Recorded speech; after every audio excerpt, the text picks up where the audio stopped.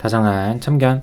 네, 안녕하세요. 다정한 참견의 다일입니다. 네, 오늘은 죽었다 깨어나도 잘 될 수 없는 사이라는 주제로 이야기를 나눠보도록 하겠습니다. 많은 분들의 연애 스토리를 듣다 보면 이게 좀 은근히 흔한 경우인데 이런 경우에는 잘 되는 걸 본 적이 없다 싶은 그런 경우가 있는데요.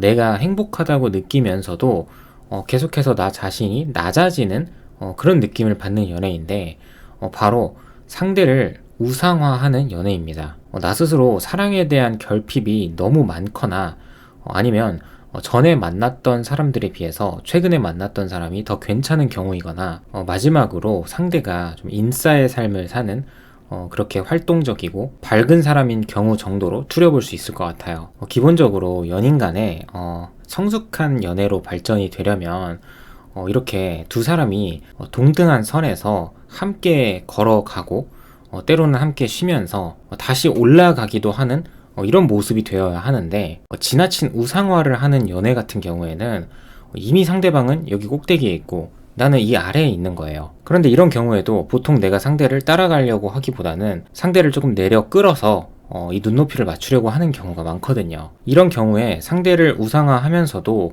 어쨌거나 연인이고 사랑하는 감정이 있기 때문에 무조건 다 퍼주는 경우도 있지만 또 사랑받고 싶은 마음이 공존하기 때문에 상대에게 잘못되고 미숙한 방법으로 사랑을 갈구하기도 하죠. 이 중에서는 특히 열등감, 자격지심, 질투, 집착 등에서 우러나온 그런 감정 표현들을 많이 하는 것 같아요. 사람들은 모든 일에 대해서 잘 되고자 시작을 하고 도전을 하는데 가볍거나 좀 나쁜 마음을 먹고 상대의 연약한 감정을 좀 이용하려고 하는 사람들이야 이런 연애를 잠시나마 즐길 수 있지만 관계를 진지하게 생각하고 좀 미래까지 내다보는 사람이라면 본인도 이 부정적인 기운에 휩쓸릴 수 있기 때문에 자연스럽게 헤어지자고 하겠죠. 내가 마음의 결핍이 큰 경우에는 조금만 마음에 드는 사람을 만나도 굉장히 급속도로 사랑에 빠지곤 합니다. 그러면서 상대에 대해서 지나치게 고평가를 하기도 하죠. 하나의 예로는 상대방이 내 생일을 챙겨준 것, 아니면 상대가 100일을 챙겨준 것, 편지를 써준 것, 선물을 해준 것 등등 굳이 이런 것들을 거론하면서 그때는 상대방이 나에 대해서 이런 마음이었다 이렇게 말을 하는 경우도 있는데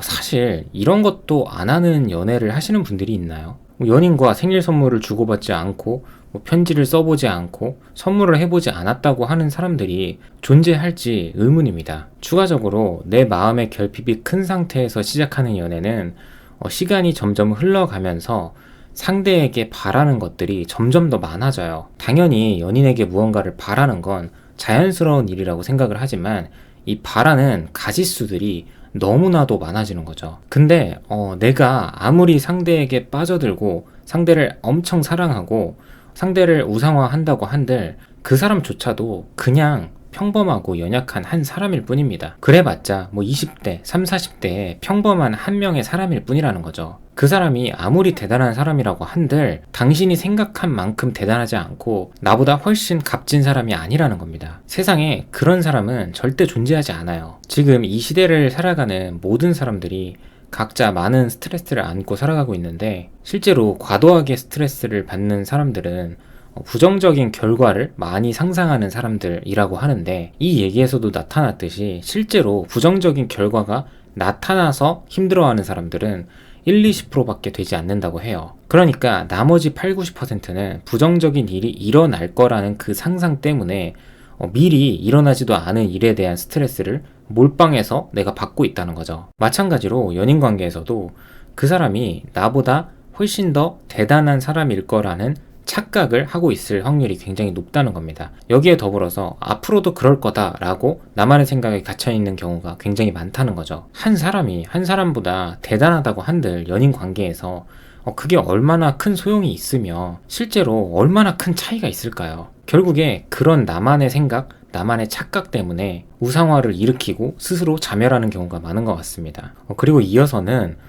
전 연인에 비해서 이번에 만났던 사람이 더 괜찮아서 이 사람이 내 인생의 최고의 사람이고 다시는 나타나지 않을 사람이라고 지나치게 우상화를 하는 경우예요. 이런 경우도 정말 많은 것 같아요. 그동안 내가 만났던 사람들에 비해서 조금 더 진정성 있고 괜찮은 사람을 만나면 이 우상화라는 감정이 발동되는데 이 또한 착각일 확률이 매우 높다고 생각을 합니다. 세상에 반이 남자고 반이 여자라고 하잖아요. 내가 연애 경험이 제 아무리 많다고 한들 한 사람이 살아가면서 연애 경험이 많아봤자 10번 남짓일 거란 말이죠. 그래서 누군가 한 명을 지나치게 우상화하는 것 자체가 모순이라고 생각을 합니다. 상대를 우상화했을 때 치명적인 점은 우리의 연애가 비극으로 끝난다는 건 자연스러운 거고, 핵심적인 부분은 나 자신을 점점 더 업신 여기게 된다는 부분인 것 같아요. 사실 내가 발견하지 못했거나 아니면 누군가 언급을 해주지 않아서 그럴 뿐이지, 우리는 실제로 비슷하게 많은 장점들을 가지고 있을 거고 또 마찬가지로 비슷하게 많은 단점들을 가지고 있을 겁니다. 대부분의 이런 연애를 하시는 분들의 경우에는 사실 나도 A, B, C라는 장점을 가지고 있는데 이런 것들이 별게 아니라고 생각을 하면서 언급을 하지 않았거나, 아니면 이런 것들이 그냥 수면 위에 또는 눈에 보이지 않는 일이기 때문에 언급을 하지 않았거나, 이런 상태로 상대의 D, F, G만 언급을 하면서 그 모습을 공경하고 있으니까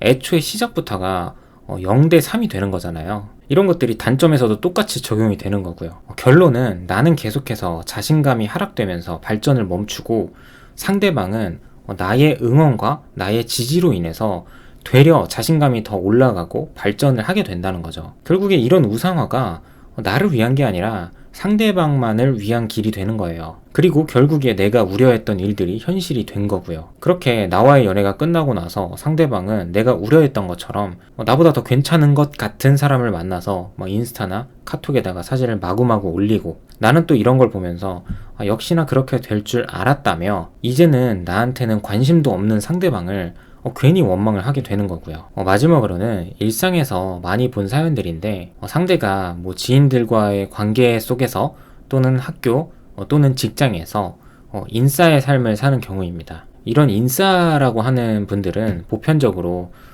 외모가 뛰어나거나 아니면 옷을 잘 입는다거나 또는 말센스가 좋은 편에 속하죠. 이런 인기 많은 부류의 분들과 만나다가 이별을 당하신 분들이 자주 하는 말 중에 하나가 이런 사람이 왜 나를 만났었지? 라고 하는 말이에요. 이 또한 내 낮은 자존감에서 나오는 상대방에 대한 우상화의 일종이죠. 그런데 어떤 분야에서든 인기라는 건 한때입니다. 세상에 영원한 건 없다고 하지만 특히나 사람 같은 경우에는 이 심리라는 게 있기 때문에, 감정이라는 게 있기 때문에 언제든지 동서남북 좌우상하로 튀어나갈 수 있는 존재이기 때문에, 실제로 그 사람이 지금 당장 팩트로 나보다 잘났다고 해도 그 상황이, 그 모습이 계속될 거라고, 지속될 거라고 생각할 수가 없다는 거예요. 그렇게 생각하는 것 자체가 전혀 근거가 없는 부분이라는 거죠. 그런데 많은 분들이 이렇게 근거 없는 나만의 생각 속에 갇혀서 힘들어하고 괴로워하고 아파하잖아요. 이런 것들을 가만히 생각을 해보면, 정말 곰곰이 생각을 해보면 너무 억울하지 않나 생각이 들어요. 혼자서 북치고 장구치고 일어나지도 않은 일에 대해서 나 스스로를 깎아먹는 이런 행위들, 이런 시간들이요. 그리고 상대가 인싸고 외적으로 조금 뛰어나다고 해도 내적으로도 뛰어날까요? 이것도 근거가 없고 비례하지 않는 부분이기 때문에 나 혼자서 이상한 생각들을 할 필요가 없다는 겁니다. 정말 주변에서 정말 예쁘다, 잘생겼다, 능력 있다 이렇게 평가를 받고 칭찬을 많이 받는 분들도 늘 혼자만의 불안한 감정, 우울한 감정에 빠져서 사시는 분들이 계시거든요. 그래서 이 사람은 나보다 뛰어난데 나를 왜 만날까? 이렇게 혼자 생각하면서 넌 잘났는데 왜 아무것도 없는 나를 만나?